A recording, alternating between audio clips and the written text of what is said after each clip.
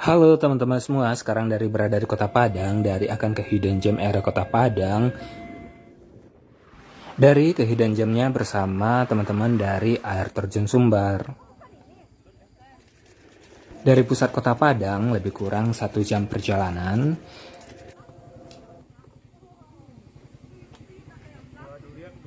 Sebelum melanjutkan perjalanan, kita briefing terlebih dahulu ya. Briefing dipimpin oleh Udarido.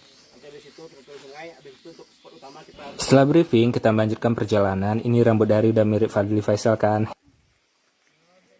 Mendaki, menurun, akhirnya jumpa Batang Aye ya. Batang Aye ini sama dengan sungai.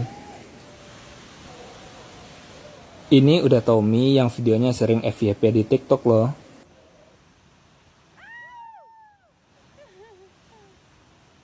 Hidden Gem di Kota Padang, Ngunguntara di Lubu Menturun, Kota Padang.